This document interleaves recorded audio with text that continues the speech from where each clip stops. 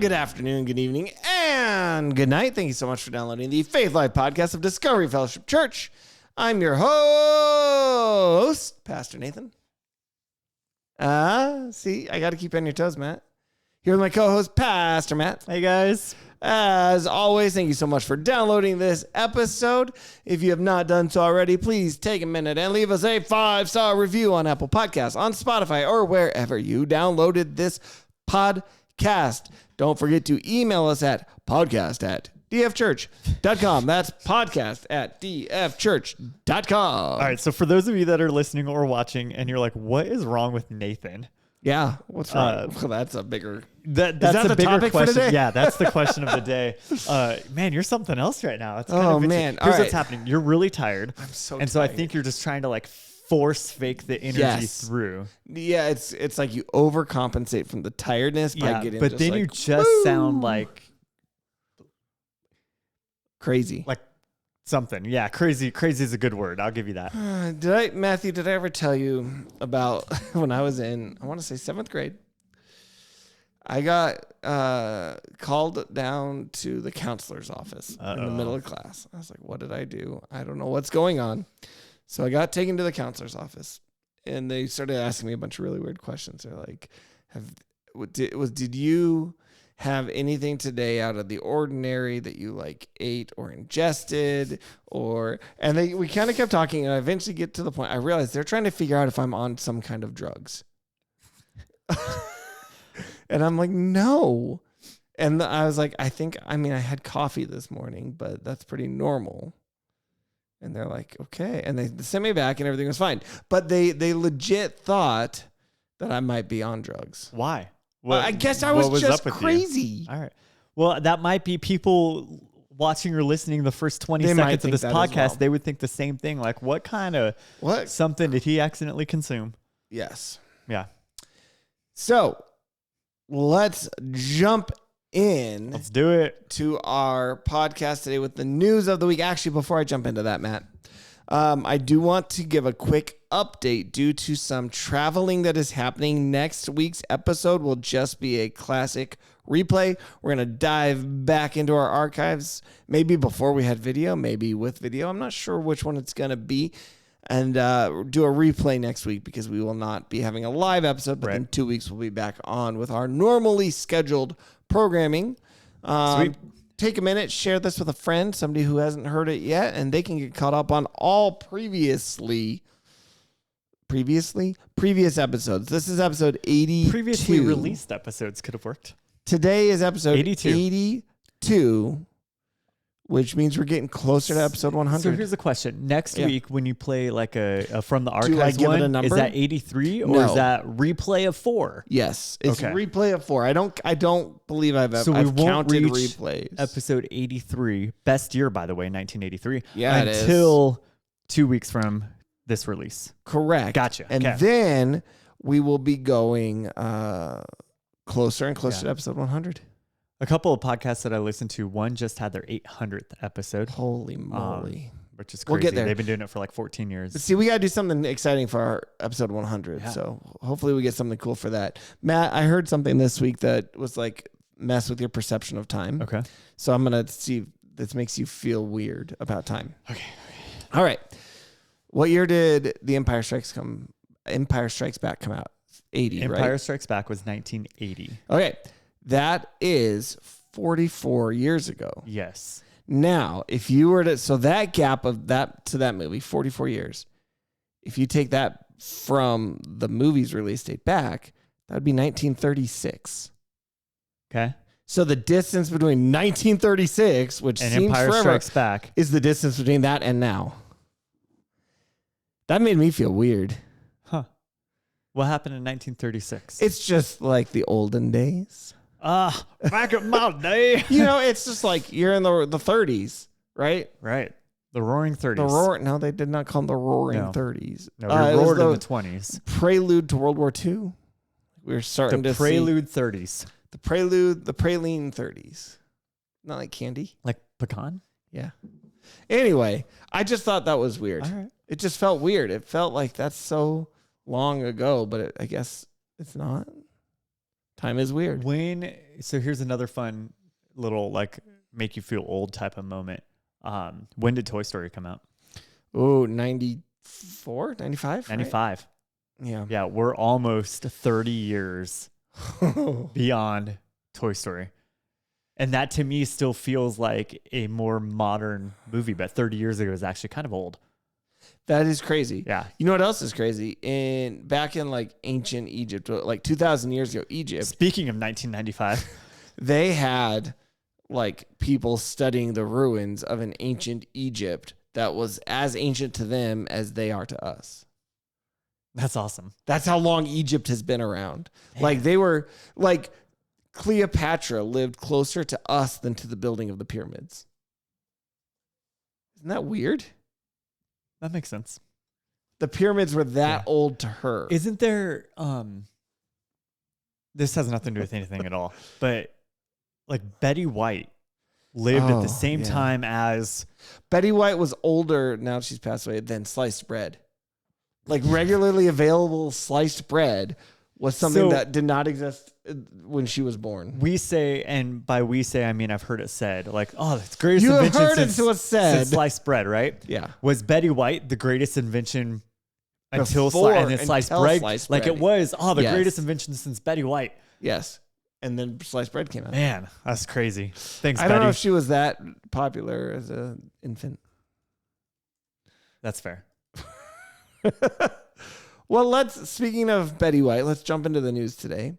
It's not Betty White related at all. The first story that jumped out to me, Matt, I was telling you about this yesterday. I'm going to look it up on my phone because it was a headline I didn't think I was going to read, and I will give you a slight warning. This is really sad. This is a sad story. Oh, no. I know we normally have kind of fun things on our podcast. We normally laugh and we joke, and we can still do that. But like when I read this, I was like, what in the world is wrong with people? Well, yeah. Oh, okay. I know where you're going. You know where I'm going. This is ridiculous. Here's the headline. Ringleader of global monkey torture network is charged. And a ringleader in a global monkey torture network has been charged by U.S. federal prosecutors. He went by the alias Torture King with conspiracy to create and distribute animal crushing videos. And this is what really was just blew my mind. Mr. McCartney ran several chat groups for monkey torture enthusiasts from around the world. The groups were used to share ideas for custom-made torture videos. I won't read what they were doing in those videos. The videos ideas were sent along with payments to video makers in Indonesia who carried them out. Now, why in the world first of all, why is this a thing? Why are people wanting to make and watch monkeys being tortured and not killed? They would keep them alive for years. I read a quote from one of the guys who did it, and he said, looking back, he feels terrible about it. Obviously, you should, because you're a bad person. And he said, he kept her alive for over a year, and now this monkey was still alive and in a rehabilitation place and is doing a lot better. But he said, no matter how many awful things I did to her, she always still loved me. And I thought, that's so sad. But how are there people wanting to see this and then global communities this is awful of it? And it kind of made me think about something I talked about last week, which is like the downside of the internet is it lets crazy people find other people who are interested in the same kinds of crazy things and then amplifies and builds it. Because again, 100 years ago, if for some reason you were interested in watching monkeys be tortured, you probably You're alone. You were just doing that in your basement, right? Oh my goodness. And maybe it stopped there. I don't like any of this. It's just weird, right? Like, I don't understand. And I know we can talk about like the spiritual aspect of it is like people are messed up, as well as the spiritual side of it to say, look, God has called us to care for and take care of our planet, not do that. It's one thing if you're like, I need to eat steak, and so we're going to try to painlessly kill a cow to eat dinner tonight. But like, there's a difference between the butcher, the meat industry, and torturing for fun. 100%. Yeah. I don't like any of that. I don't like any of that either. And so it just kind of bummed me out. So I thought I should bum everybody else out. But it was just, it blew my mind that not only was this a thing that existed, like it was lucrative. There was enough people interested in this. That like the guys filming the videos are buying new cars and things like that. Like, it's just weird. I like it. Speaking of bumming you out, for those of you that work for less than $20 an hour, okay, which is a lot of people in Colorado. Sure. California, as of April 1st, and it wasn't an April Fool's joke. Not a joke. Raised their minimum wage for fast food workers to $20 per hour. So the state minimum wage is $15.50, but fast food workers start at $20 because Gavin Newsom. But is this the thing where it was like, but Panera is exempt? This was part of that bill that we talked about a while back. So it's now official. Here's the problem. If you work in food services for your local school district, you are not considered a fast food employee. And so your minimum wage is still $15.50. So now school districts are having to deal with workers threatening to quit. Right. And because they can go make more at McDonald's or any other fast food place than they can working for the school. And schools aren't getting an increase in funding to be able to raise the funds. And so there's going to be this big domino effect, I think, that happens in California because of this law. I mean, awesome that the fast food workers are making more money. I guess closer to a livable wage. It's an interesting thing because here's the question. Is minimum wage, is the purpose of that to be a livable wage? And what I mean by that is, as an adult who works 40 hours a week, should you be able to support yourself and potentially a family? Right. Excuse me, on a minimum wage? Because when I think of fast food, and maybe this is my problem, the vast majority, it feels like teenagers who don't need a livable wage necessarily. Right.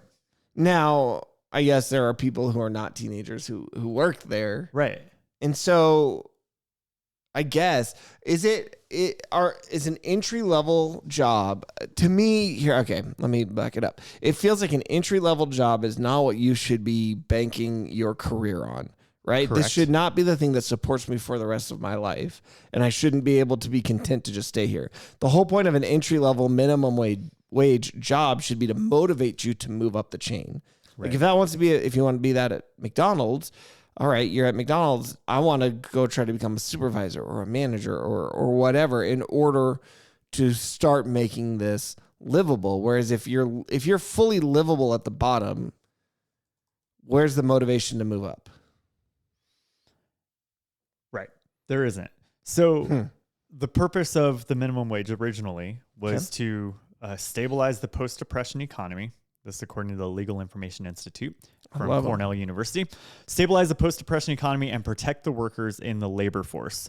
So it was to create this minimum standard of living to protect the health and well-being of employees. Okay. So obviously, I think that's changed over time, right? I agree. As a teenager, I did not need to make a livable wage to support a family. Right. The money I made when I had my first job I had to pay a certain amount each month to my parents for like the car insurance type thing. Right. Pay for my gas, my entertainment, save for other stuff. Right. Yeah. That's what my kid does with his job right now. Right. So here's some depressing, we're just into depressing stuff. Why are we so sad? That's not what I wanted. Here we go. Cost of living. Okay. Colorado. Okay. Where's my what? Hang on. The page just like unloaded what it loaded. Well, what's weird about that is you're reloading that. It's like the problem is that all it does, everybody I think feels like the governmental side says, well, we'll raise this wage and everything else will stay the same. But that's not practically what happens. You raise the wage, the companies don't think, all right, we're going to just, take a little bit less of profits or pay our CEOs less or et cetera, et cetera. What they say is, well, we have a higher expense. And so what we need to do is now raise the price of everything.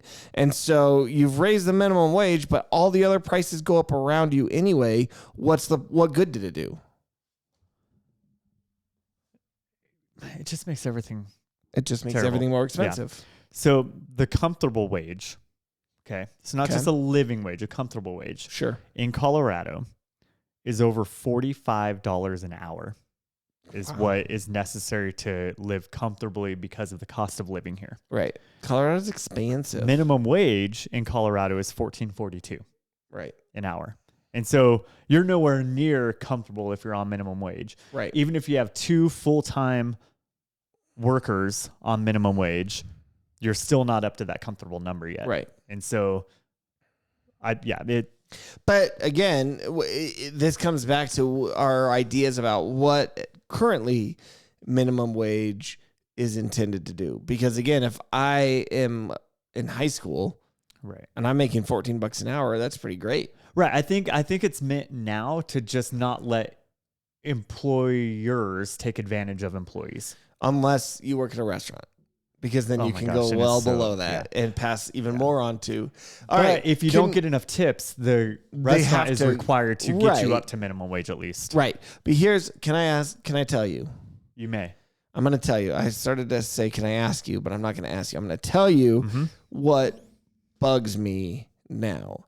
What I don't like is this new thing that restaurants are doing where they're like, we're also adding a 5% overall, like, charge to your bill because to support our workers or something. It's like, wait, why you could? Well, it just feels weird. Yeah, like either pay them better, and then I guess what are your choices? You're going to raise your menu prices by a little bit. Yeah, and that'll make people mad. Or you're just putting an extra charge on the bill that says, "Hey, I'm adding 5% because I want to."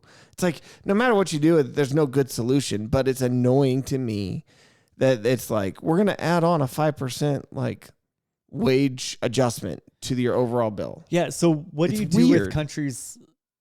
There are several countries that don't do tips like we do in America, right? And so most of them, I think. Most of it. Oh, you want to go on? You want to go on a rant? Tipping Belgium, in our country, Denmark has gone France, Finland. insane. We've probably talked about this before on the podcast. I saw a thing that some self-check kiosks were offering a tip option. I'm like, who's that go? I'm the one bagging and scanning everything. Where's the tip? Does it go to me? Because otherwise, that's the dumbest thing I've ever heard. Awesome. Yeah. Wow. Oh man. All right. Let me tell you the other story. This will bring it back up, and then we'll jump into our news, or not the news, into the Bible. So Amazon, they're fun.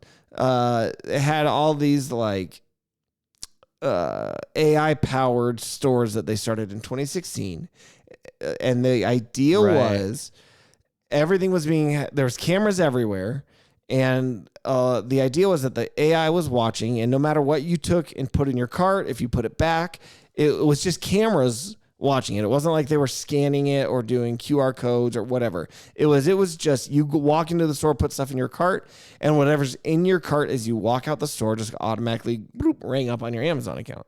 So you never had to go through a checkout line. You never had to interact with somebody, right? Mm-hmm. They were cashierless stores. They're stopping these because it wasn't working. And here's what came out from this. They didn't ever get the AI stuff to work right. So what they basically had was thousands of people in India just watching these cameras and typing in what you bought and put away. Right. They were just faking the whole thing. They were just had people in these. Seriously? Yeah. That's hilarious. And so it just wasn't working. And so they're like, we're gonna change it up. And they're trying to do something where it's like scanning camera type things that are in the cart itself. But the whole idea was that you didn't have to have a special cart. You were just taking stuff off the shelf. And it was just because they had a place in India where all these people were just watching you and typing in what you did and didn't get. That's ridiculous. Isn't that amazing? I love it. Yeah. So on that note, let's go into our Bible segment.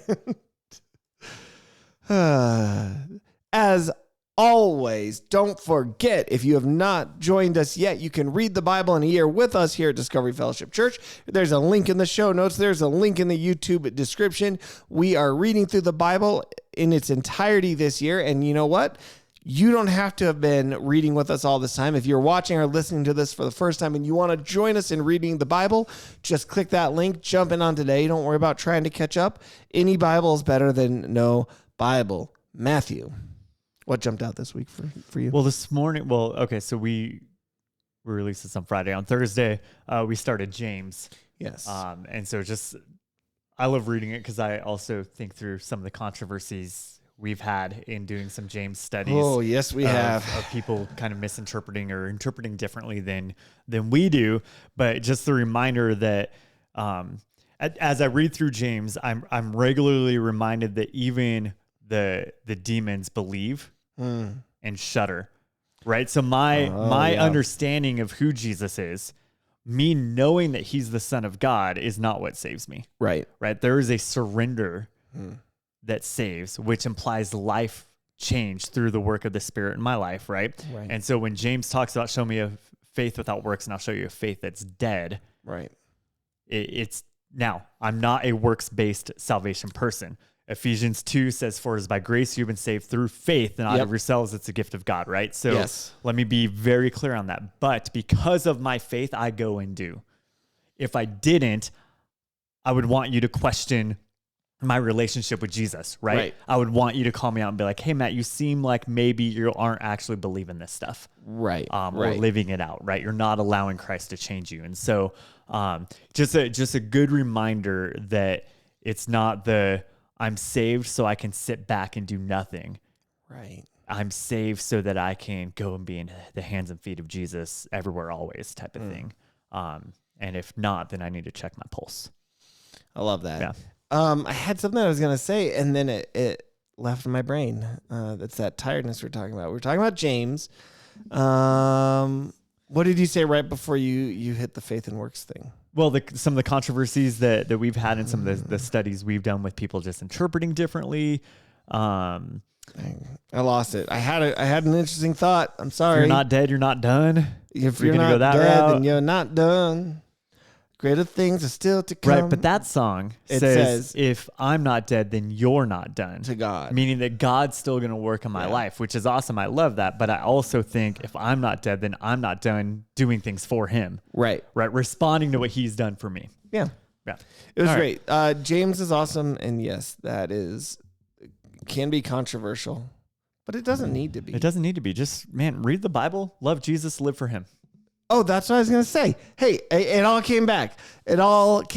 So it was when you were talking about the demons even believe in God. I think oftentimes we talk about like Christians versus atheists and debates and apologetics and things like that. Mm-hmm. And a lot of times I've heard, and I think even on the Christian side, we can get this wrong sometimes, but I've heard atheists say, look, why, if God wants me to believe in him, why doesn't he just like make it obvious, like put a thing up in the sky or like do all this stuff? And I think even Christians can fall into this trap of you just need to believe in God. Like so many of the apologetic discussions or the debates between atheists and Christians are believing if God exists, right? As if that were the end goal. Because that's where I think we run into a problem, because the demons believe that God exists. Yep. God does not just want you to acknowledge that he exists. Yeah. And so oftentimes, if we assume that's the goal, then we would say, if that's all God wanted, then sure, he could just do X, Y, Z, and everybody would know he exists. Mm-hmm. But just knowing he exists, does that mean you would love God? Does that mean you'd want to pursue a relationship with God? Does that mean you'd want to follow him with everything? Right. If the demons know he exists and they don't, what makes you think you would, right? Just knowing God, but then rejecting any type of following him wouldn't matter. So that's our end goal is not to just believe that God exists. Right.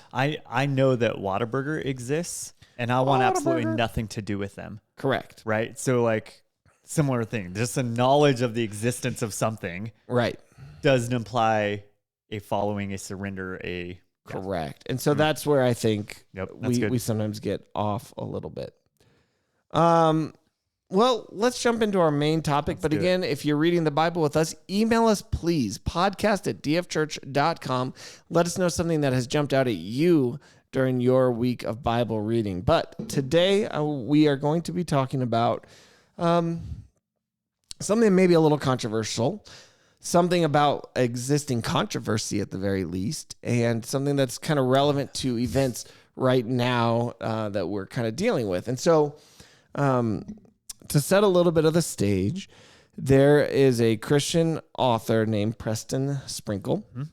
He has written quite a few books, some with Francis Chan, which are really good. Yep. But his big kind of wheelhouse right now seems to be writing books about human sexuality from a Christian perspective, how to properly understand these types of things, how to talk to your kids or teens about these types of issues, and how as Christians we can interact with the LGBTQIA plus community appropriately, still show them the love of Jesus, right? Okay.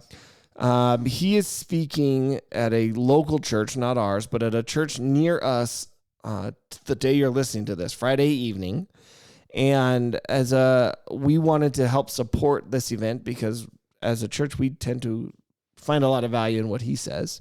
And so we had emailed out a link to this other church's event and said, hey, this is a great event if you want to take your kids or teenagers to it, et cetera, or just learn a little bit.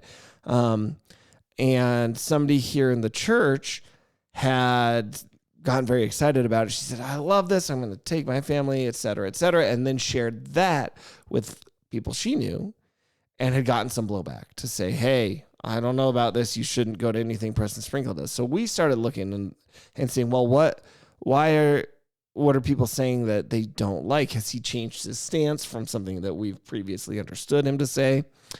And it turns out another Christian author, Rosaria Butterfield, has come out pretty strongly against him, basically to the point of calling him outright a heretic who does not believe the gospel because of his views on this. So I thought today, we've done episodes about LGBT issues in general and kind of a big picture look at that. So you can go back and listen to that for some of our thoughts back then. But I wanted to focus in a little bit more on this existing controversy, kind of look at some of the things that he has said, that she has said. I think it's kind of interesting that he had offered to try to meet with her and try to figure out what's going on and see if maybe there was just a misunderstanding happening. And her husband responded saying, no, you're a heretic. We will have no discussion with you at all, which is a little bit harsh, I think. So Matthew, I have a few notes. One of the things, it seems like there's really 4 kind of accusations that she made against Preston Sprinkle. So I kind of wanted to go through, let's start with maybe these 4 things. Okay. And let's know, what do you think about this? We can kind of dive into a little bit of maybe what his responses were, but let's just kind of take these issues as how do we as Christians approach with these types of ideas? Okay. Okay. So the first thing that she said, he's a heretic because according to her, Preston Sprinkle says this: same-sex attraction is a sinless temptation and only a sin if you act on it. So she said that is heretical. Okay. She says Preston Sprinkle says this, that is not biblical. Okay. Matt, what do you think? Yeah. I think I disagree with Rosaria. Okay.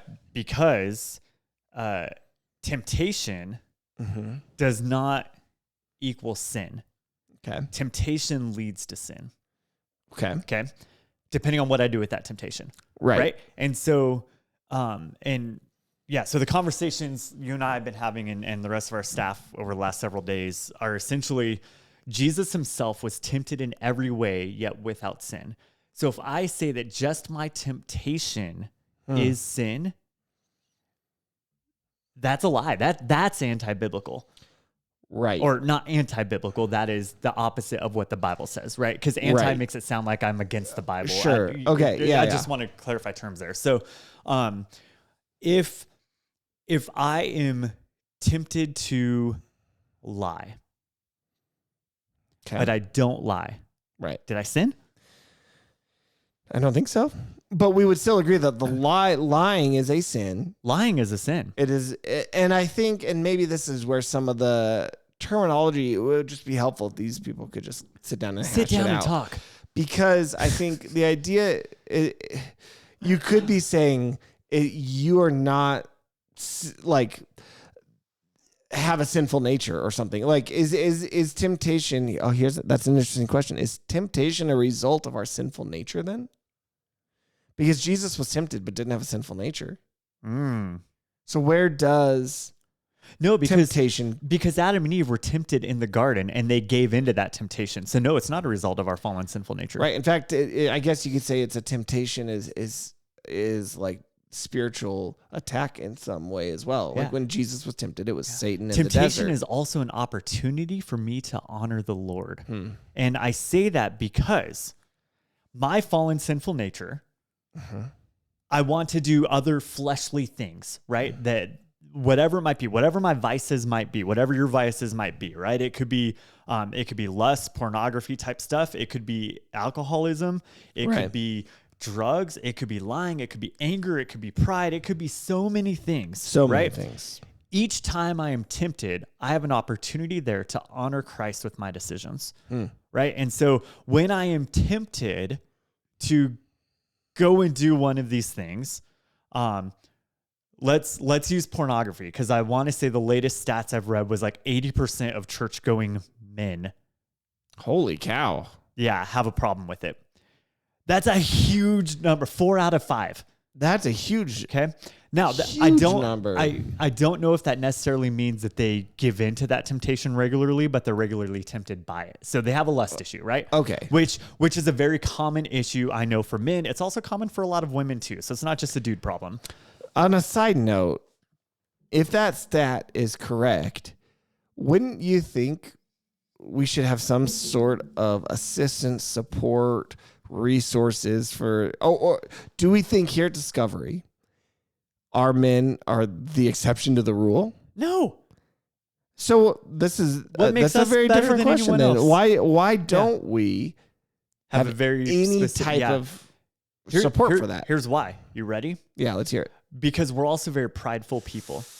At Discovery or in general? Yes. You're asking about Discovery. I'm going to use Discovery. We're very prideful people who like to put on this facade of I have it all together. Okay. Yes. And so if as a church we were to offer this class for guys who struggle with lust, pornography, that type of stuff, yeah, no one's going to come.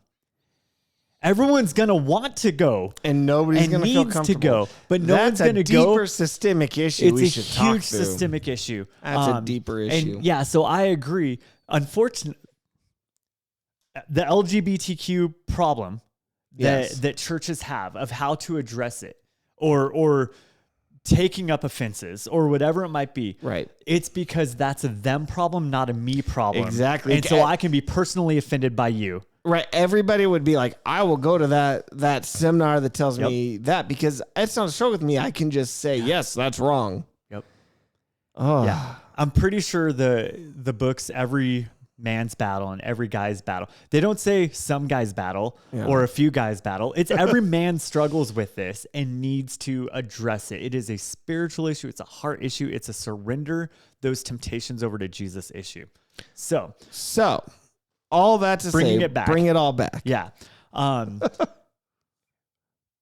Where were we going with this? Like, that was a whole nother podcast we could talk about, right? We were talking about the idea of sin, temptation. I don't have a same-sex attraction. Right. I don't struggle with that. I'm not tempted by it. I know a lot of people are, though. I know people who are. Okay. Right. I'm tempted by other things. So when I am tempted, I have an opportunity in that moment to say, I'm not going to give in to that temptation. I'm not going to go look at that pornography. I'm not going to respond in anger. I'm not going to let my pride take control here. I'm not going to fill in the blank. Instead, I'm going to choose to honor Christ here and respond in a way that he would want me to respond. Do what he would want me to do. Right? Yep. And so I'm in the camp of same-sex attraction is the same. Like, we can't categorize sins and say same-sex attraction is so much worse than my pornography addiction. Sure. No, in fact, I would say your addiction is worse than a same-sex attraction. And I know that's going to offend some people right now, but if you are addicted to something, that means that you are really struggling with not giving into that temptation, right? Addiction implies that I have a bigger problem than just I'm tempted by it. Right. You are a greater sinner in that situation than someone with same-sex attraction would be. Wow. Because scripture says it's sin.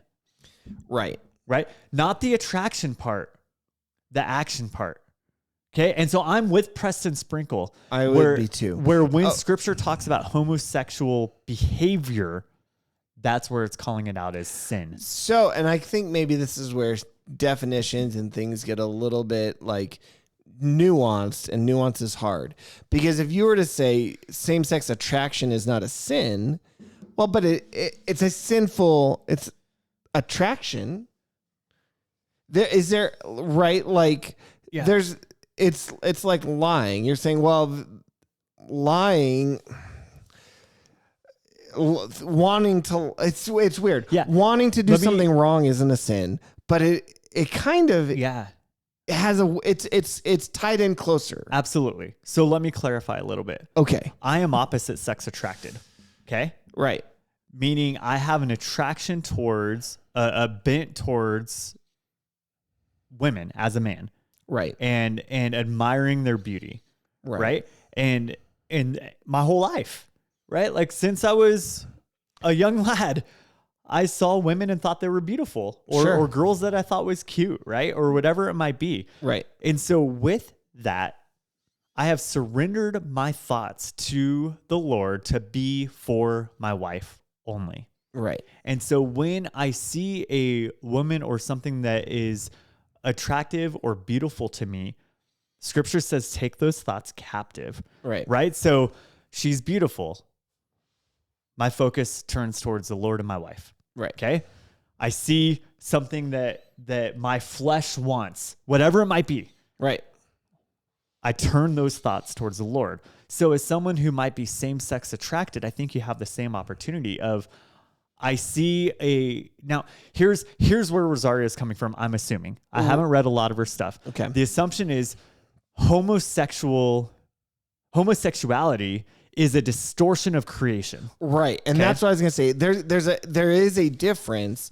It's a different level of distortion then, where is your initial thought, like as to be opposite sex attracted, fits into God's design. So that initial attraction is not, there's nothing sinful even potentially, because that's within God's design. Right. Now that same-sex attraction, you're starting already a step lower, and that's already outside of God's design. And so I think that might be where the nuance needs to come in a little bit, where I could say there is nothing wrong. It is fully within God's design for you as a man to be attracted to a woman. It is not within God's design for you as a man to be attracted to a man. So there's sexually attracted, correct? Right? Because I think it's okay for me to. I know this is going to sound really weird. I don't think. Look at that handsome devil. I don't think it's sinful for me to say that's a handsome dude. That's a well put together man. Yeah, I don't think that's a sin because I'm not lusty. Lust, I think, is where the issue is, not attraction even. Interesting. Right? Because I'm attracted to the beauty of nature, God's design. I'm attracted to God's design. I don't lust after You're not it. ecosexual. I'm not. Oh my God! Our world, you guys. So with that, I agree. I think the lust towards same sex is an abomination, right? According to God's design, right? So then we go. But the lust as opposite sex is still an abomination. So here's a question. As well. This is a deeper discussion. Can I lust towards my wife, and it's okay? So what now you what need does to lust move mean? It back. What does lust mean? I would, again, without looking at the nuance of word right now, my initial thought is that lust is, man, okay. I had it. But all right. Well, so now disappeared. Jesus says, if you look at a woman with lust, you are guilty of adultery. Mm-hmm. Now, and what is adultery? It is any sexual connection outside of marriage. Between one man and one woman for a lifetime is how we've interpreted scripture in Jesus. Can you look at a woman in a way that commits adultery if that woman is your wife? I don't think so.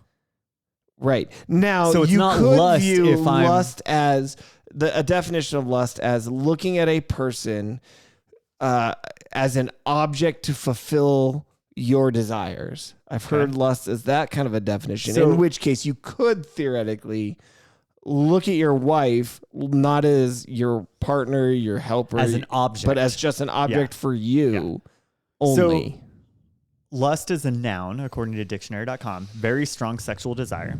Okay. Lust is a verb, have a very strong sexual desire for someone, right? So I don't think a very strong sexual desire towards your spouse is a problem. Right. Potentially an addiction would be a problem. That's a whole nother issue. We go back to that addiction thing, which is a problem.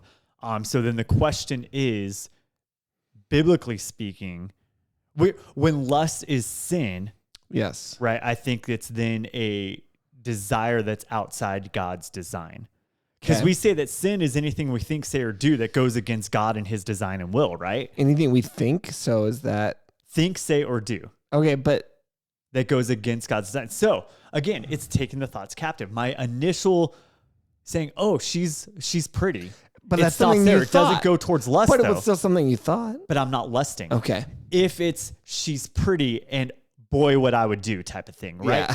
That's where I've now sinned. I've committed adultery in my heart. You stepped a line too far. Right. I heard about some middle schoolers who came to see a matinee of a high school production here in town. Okay. Musical. And the middle schoolers got to stay and eat lunch with some of the cast. And so some of the cast overheard some of the conversations the middle schoolers had. And 7th graders, you guys, were saying, oh, what I would do to that character because they were attracted to that person. It's not good.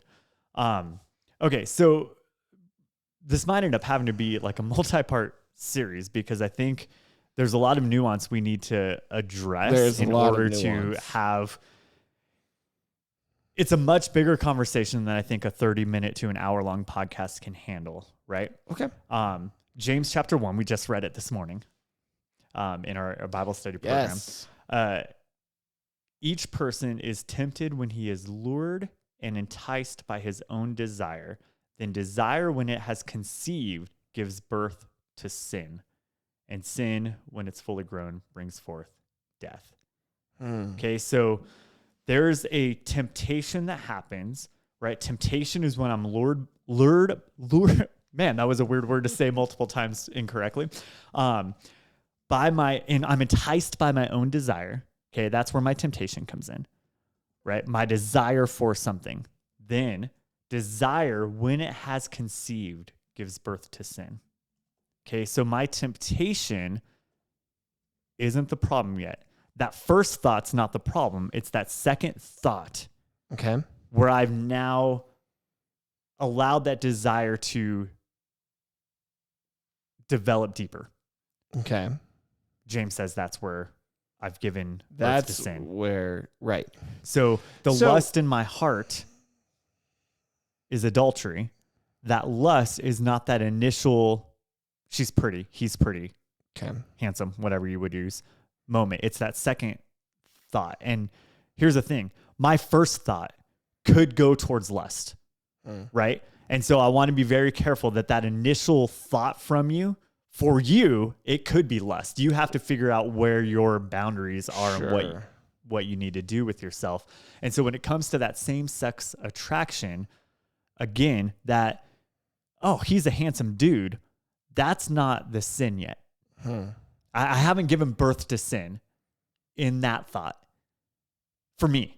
Right. For others, they might have, because it might be more than just that's a handsome dude. Right. And so I see where Rosario's coming from. I've heard where Preston's coming from because he's responded a few times in the past because he's often criticized for this. Right. And where I land is I'm probably somewhere in the middle of both, where I recognize that the same sex, my temptation towards or flesh towards same-sex attraction doesn't have to mean sin. Rosario says it does right away. I think Preston says it doesn't mean sin. Well, I think I land where it doesn't have to mean sin because it's what that thought is and what I'm doing with that. Well, right, because we know that Jesus was tempted, going back to that, but did not sin. Hebrews 4:18 not 14, Hebrews 4:15. Jesus was tempted in every way just as we are, yet he did not sin. So if Jesus was tempted in every single way that we are, but did not sin, then I don't think you can say that just that initial temptation means you sinned. Right. Now that's, again, where the nuance comes in. Is that temptation sinful?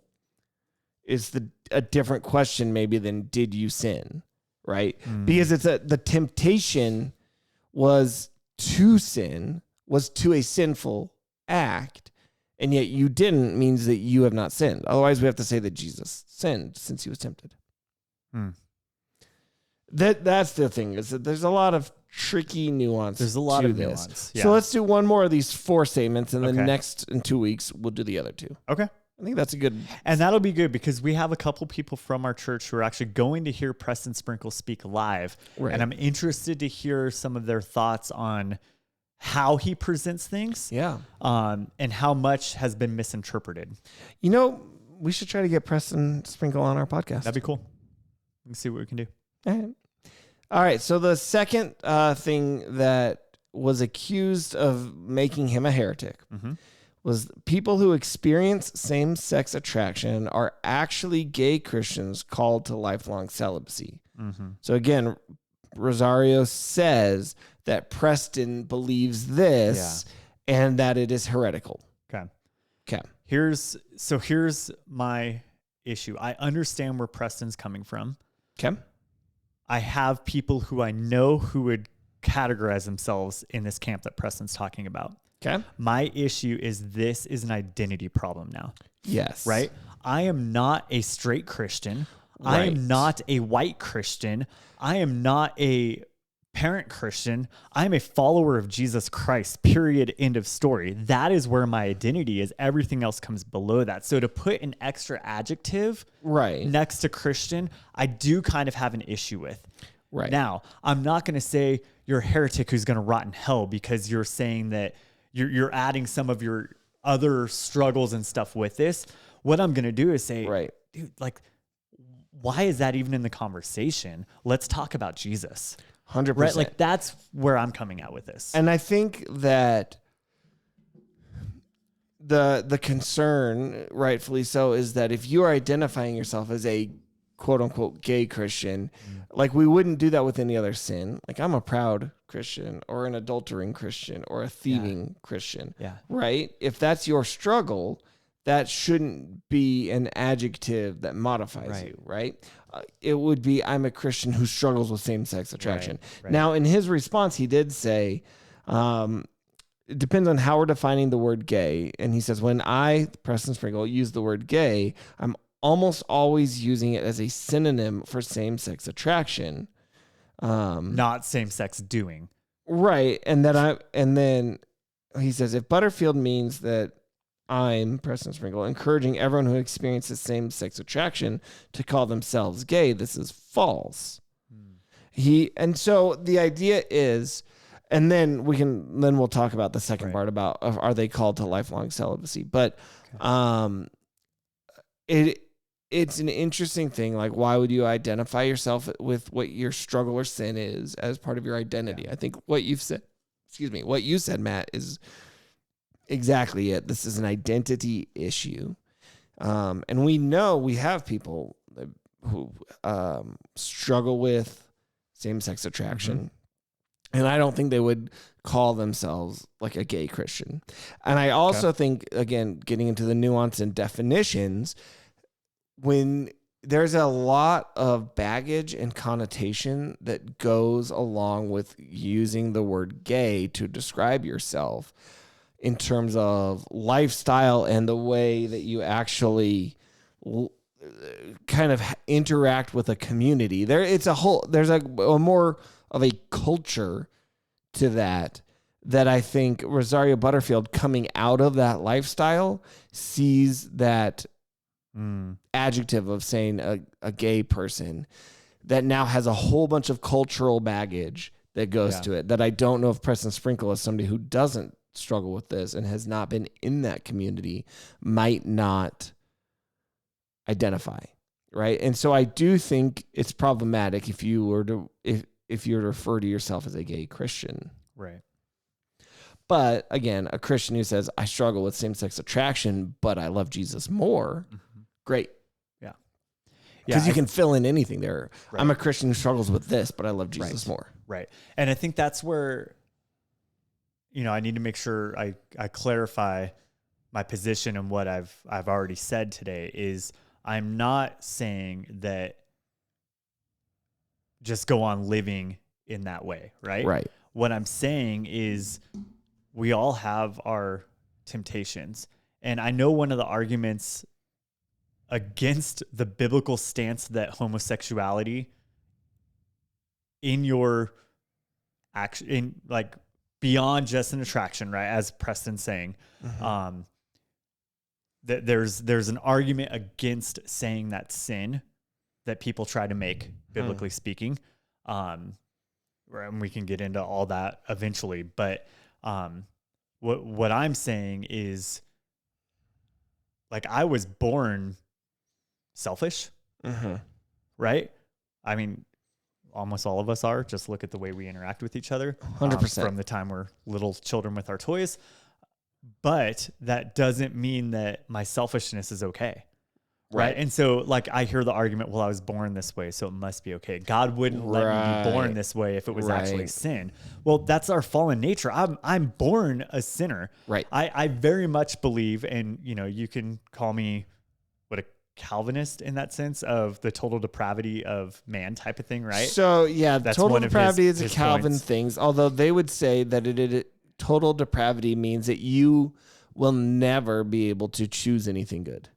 Right. And that might be where there's another issue. Some nuance maybe. What I mean when I say that is I am born a sinner. Yes. I am struggling with it my entire life, and I have to daily surrender that to Jesus, right? Pick up my cross daily to follow him. Right. It's not an easy thing. It's a constant battle it's a spiritual war. We've talked about this at staff meeting recently because we're going through a book together, and the last chapter we read was about the spiritual warfare. Right. It is a constant spiritual battle between my flesh and the spirit. And that's going to happen for my whole life. Right. Right. And so whatever my flesh says is going to be at odds with the spirit. Whatever your flesh says, it's going to be different than what my flesh says. It's going to be at 100%. odds with the spirit. And so we surrender to the conviction of the spirit in our life. We surrender to the will of Jesus for me. And so when they say commit to a life of celibacy, right. I mean, I've committed to a life of fill in the blank, right, of trying to do or do not, there is no try, right? Of surrendering my sin to Jesus. Right. I've committed to that life. And so even if I'm straight, right? Right. I am. Even if I was. I know, that's a weird thing to say, Matthew. Like, I have to surrender my sexual identity to Jesus as a straight man who's married, because I need to, part of my regular prayers is, God, give me eyes only for my wife, right? Like, that's part of just my daily routine of prayers of, okay, God, today it's a new day. Here's the temptations I'm going to face, right? Help me to be patient. Help me to be kind. Help me to set aside my ego. Help me to only have eyes for my wife. Help me to lead and love my children towards you, right? Like, all these things are part of my daily surrendering to Jesus. And for people who have, like, I'm committed to a life of sexual intimacy, physical intimacy only with my wife. And so people who are single, they're committing right now to however long Jesus has them as single people, a life of sexual purity, of surrendering that aspect of their life to Jesus, whether same sex or opposite sex, right? Right. Yeah, I think the celibacy issue is an interesting one, because, like, even Paul would say, if that is what God has gifted you with, like, then that says it's awesome. A gift. Yeah, that's great, because you can just pursue Jesus even more wholeheartedly, because you are able to, maybe put yourself in a more dangerous situation or things like that. Well, we can get down that rabbit hole, but ultimately, it's celibacy is what is required of everybody until they are marriage, right? Married. God calls us all to say, here's what marriage looks like. One man, one woman for life. That is your ideal. Anything outside of that, you are not partaking of anything. Right. So it's not a thing about being same-sex attracted as much as it's a bigger picture of anything outside of that relationship is outside of God's design. Agreed. What I would say to someone who says I'm a gay Christian. Yeah.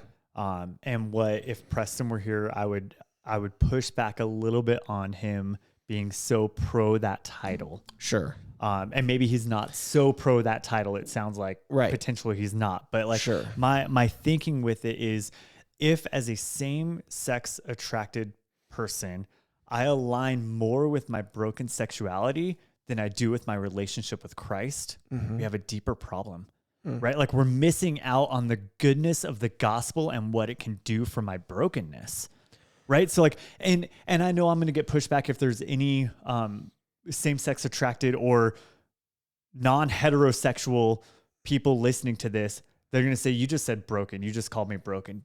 Friend, I'm broken. All of us are. Like I am not saying that it is your sexuality that makes you broken. I'm saying that's one element of your brokenness. Right. I have so many layers of my brokenness, but I'm not letting that be what my identity is. My identity is found in Christ and in Christ alone, because the gospel is good and can redeem my brokenness, can heal my brokenness, can bring clarity and truth into my life. Right. And so what I'm saying is, instead of saying, well, I'm a gay Christian, I'm saying, man, surrender all of that to Jesus. Right? Let Jesus be the one to transform and change you. And here's the thing, you're going to struggle with it probably the rest of your life. I struggle with my sin on a daily basis. That's part of my fallen brokenness, but part of the goodness of God is each day is a new day, and I have an opportunity to bring him honor and glory through the midst of it. Right? Part of the beauty of the gospel is that I surrender that to Jesus and he makes all things new. Right. And so I don't have to say, well, I've been attracted to the same sex my whole life, and now I've surrendered my life to Jesus. I found him, but I'm still going to be attracted to the same sex the rest of my life. That doesn't have to be true. Right. What is true is that Jesus is good and he loves you, and he has a plan for your life in the midst of your brokenness, in the midst of your things that go against God's design. I just have to surrender to that. I love it. Well, let's put a pin in it there. We'll come back to the next two sections. And maybe if you are somebody who's watching or listening and you went to this Preston Sprinkle event, please, again, email podcast@dfchurch.com. Let us know what you thought, what you got out of that as well. I think it would be fascinating. And I know we have people at the church who are going to that. So you should be able to get back to it. Here's super awesome thing that I just found real quick. Preston Sprinkle gives 7 steps to have like a beneficial conversation. Okay. And he's specifically talking about as it relates to homosexuality. Okay. And I think this is in his Does the Bible Support Same-Sex Marriage book. Okay. So 7 steps. 1, be willing to rethink your point of view. Ooh, I that's think a good so one. often we go into conversations saying it doesn't matter what you say. This is what I believe, and you will never change my mind. Yes. I think that's arrogant. Yeah. And we need to be very careful, because it's probably wise for us to say, here's why I think this way, but I know that I don't have it all together. So I'm willing to have a conversation with you to figure things out. Now, this is just all conversations. 2, be a genuinely curious person. I love that. 3, be a good listener. Oh, that's good. Yeah. 4, ask good, honest questions. Yep. 5, and this is what we talked about with Greg Steer when it relates to evangelizing people who think differently than us. Find some point of agreement. Oh, I like that a lot. So that admire part that he talks about. Number 6, understand the power of belonging. I kind of want to know more about that. And number 7, don't be overly confident, right? Because if I come into the conversation with someone who, for instance, in this conversation of the LGBTQ plus, if I come in being like, I have all the answers, you're an idiot, you're wrong. Right. Look at me. Yeah. That's just going to put up walls right away 100%. And we're never going to have a good, healthy conversation. So I think that's just good. So those of you going to that conference or engaging in discussions or even listening to this podcast, and same for me, I'm going to try and keep these 7 things in mind as we talk about it. Potentially someone's going to come back and say, well, no, Matt, Preston is absolutely wrong, and here's why. Right. And I need to be willing to hear that out. What I like to not do is throw the baby out with the bathwater. Right. Right. Just because someone said one thing that I disagree with does not mean that they're going to rot in hell. Right. It depends on the thing, I guess. It depends on the thing. There are a couple things that they could probably say where I'd be like, yeah. Right. But that's a bigger principle of like, let's not take, when you look at like, and we've used this example many times before of like the concentric rings, right? There's like salvifically necessary, very important, and tangential is the way I usually think about it. Now, this issue is probably in that, that middle. It's not a tangential issue. How you view human sexuality is going to say a lot about who you think God is, how you think what about the authority of the Bible. It can lead to some very salvific issues. But let's not say this important issue we disagree on, therefore you don't even believe anything about God. Right. Yeah. Well, let's move into our Ask the AI Anything segment. I was trying to find something good, and obviously anything I ask it, if it was super connected to this topic, gets a little weird. And so I just went a different way. And we might have done something like this before, but I like this, which was I asked it, give us a top 10 of biblical stories if they were modern TV shows. Okay. Like what TV show that you know would be this Bible story. I like how you very much went just a totally different. Totally different. It's the way I decided to go. Okay. As always, not as always, but as this week, if you are watching the video, you will see the AI generated images that go with it because I thought that would be kind of fun. If you're just listening, that's okay, but feel free to flip on over to the YouTube channel for this moment as we look at number 10, the Book of Revelation, which would be the show Black Mirror. The apocalyptic vision and symbolic imagery of Revelation reimagined as speculative, futuristic tales that explore the consequences of human action and divine justice. Okay. Black Mirror is like an anthology show. Each episode is like just totally a different unique story about just crazy things that can happen in our world. I saw the first 2 episodes. It's a weird show. I think it was too weird for me. It probably would have been. I mean, I'm a weird person. If you watch the first episode, the very first episode of the show involved a guy and a pig, and they went really weird really fast. Mm-hmm. After that, it wasn't as weird. It was still weird, though. Have you noticed that a lot of shows, like the first episode is usually the most like in your face with all the things. Right, because and then it calms down because they want you to know right away the worst that it's going to get. I think. So weird. I don't know. Number 9, this one's interesting. Samson as Daredevil. Because didn't he get blinded at the end? That's so They gouged out his eyes. Okay. Samson's strength and downfall, entwined with his faith and betrayal, echoes the story of a vigilante balancing power, justice, and vulnerability. They didn't even mention his blindness. No. But Daredevil was blind. Yeah. All right. But the power, justice, vulnerability, that's all. I like Daredevil. Did you see, speaking of Daredevil, some of the shots they've got, I want to say Jonathan Bernthal, who played the Punisher, has been seen on set of the new reboot of Daredevil that's coming to Disney Plus. So that's kind of exciting. Number 8, The Tower of Babel as Silicon Valley. I never watched this show. I never watched that one. The ambitious project leading to confusion and dispersal mirrors the tech world's ambition, innovation, and the unexpected outcomes of pushing boundaries. Okay. All right, so that one I don't know enough about, but 7, I like this one. Obvious. This one already kind of Obviously. is. This one already kind of is. All right, so the entire story of creation as planet Earth. Oh, like the documentary about thing, all the animals on the planet. Oh, This kind of already is. Yeah. The story of creation with its focus on the beauty and diversity of life, reimagined as a stunning documentary exploring the wonders of the world. Love it. I mean, they already kind of do that. It's great. This one doesn't make any sense to me, but we're going to go with it. Jonah as The Good Place. I've watched The Good Place. I liked The Good Place. I don't see how Jonah's reluctance and eventual mission to Nineveh shares themes of ethics, redemption, and the consequences of our actions.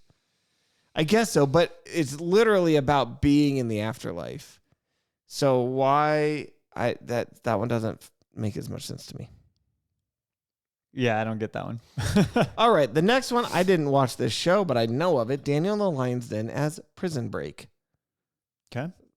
I feel like you could have done like watched the show either, Paul as Prison Break, or not Peter. Peter as Prison Break. Daniel's faith keeping him safe in the Lion's Den parallels a strategic and thrilling escape plan from a high security prison. Did he try to escape the Lion's Den? No, I think he just chilled until he just waited. Yeah. All right. Not as this isn't doing as good. I'm sorry, AI. Sometimes you don't hit it. Number 4, The Prodigal Son as This Is Us. A modern family drama focusing on the relationships and redemption within the family, mirroring the story of forgiveness and unconditional love. All right.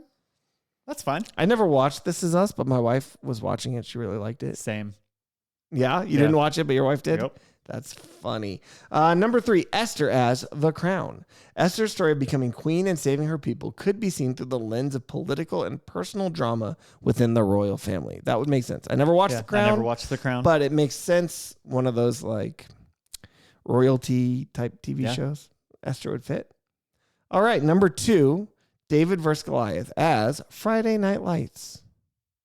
I saw the movie. I never saw the show. Okay. David's underdog victory over Goliath mirrors a high school football team's struggle against a far superior team, focusing on teamwork, strategy, and faith.